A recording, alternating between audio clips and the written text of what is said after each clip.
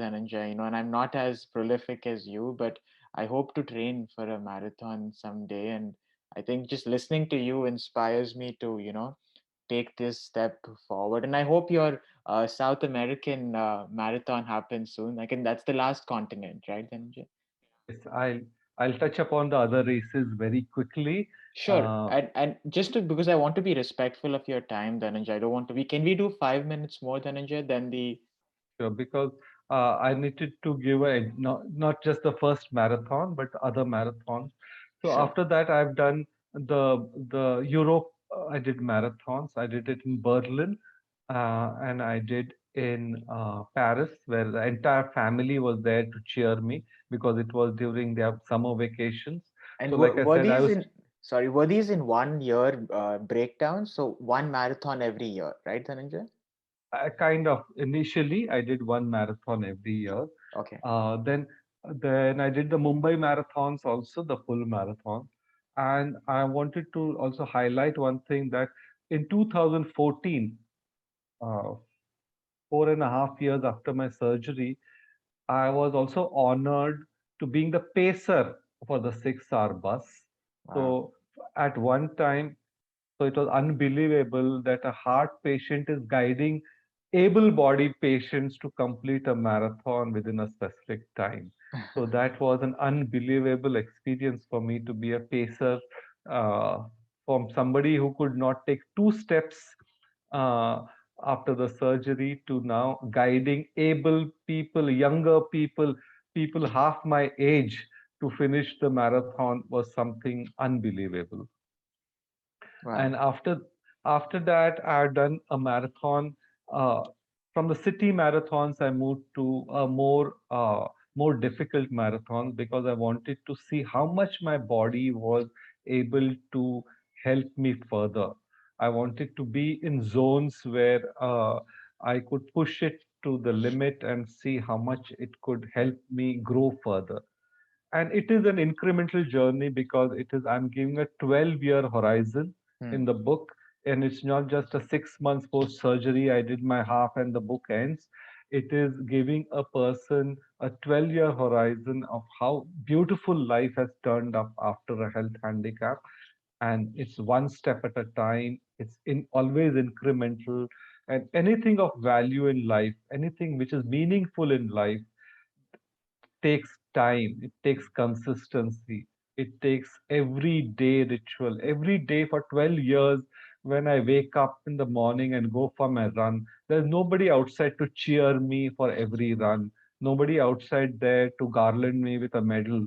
It's only sometime, but to get that kind of consistency to do it irrespective of anything, even you may have work, so you kind of prioritize your life.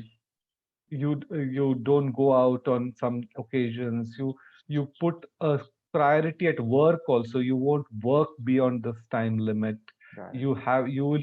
So you have to, if you start respecting your priorities, the people around you start respecting your priorities. Got it. And that's how you step up. Then I did a marathon in a game reserve in Africa, South Africa, called the Big Five Marathon. That Wow. was my first trail marathon in a game reserve. Wow. Yeah. Then I saved. Then there was a little bit of gap because then I had to save some money for my bigger marathon, which I did in Antarctica. Okay. So this was the Antarctica Ice Marathon in 2018, Wow. where you fly into from the Chilean side, the bottommost part of Chile, Punta Arenas. You take a logistic flight, which lands on a glacier, which is this is a race which is closest to the South Pole, and there's a camp there, and yes, you do a full marathon there. Wow. So I did even that, and And that I is want. the display of your book is from that marathon, right, Dhananjay? Yes, Okay. exactly. I would have got the book with me, but it's in the other room. I think I have Yeah, like a digital copy of it. I can actually show them. Yeah, no, yeah. no, keep going, Dhananjay. So basically, I met some wonderful people there from all over the world. Uh, and we became, this journey is not my journey also. There were a lot of people, lot of kindness I encountered there, because I was not keeping well at the time of the marathon, and how other people whom I had not even known. That's the thing, the good part about sports, that doesn't matter your race, your color, your creed, your which country you are, which religion you are from, because I was struggling there, because my blood pressure was increasing. I was not keep my energy levels so low, etc. But there were people there who gave up their timing so that they could help me complete the race. Hmm. So it's a fantastic, meaning the universe, if it wants to help you in whatever way, it does help you in so many different ways that you will be surprised. And in the bottommost, remotest part of the world, I encountered such kind of kindness from people whom even I had not barely met, is something, is thanks to running. It has opened up so many different things in my life. And after that, I've done my Australia Gold Coast Marathon, and then I was to do my final marathon in South America. Uh, but due to COVID and etc., it was just at that time. So I'll be doing this year the South American marathon. That's also very challenging. I plan to run in the volcano marathon in Atacama Desert.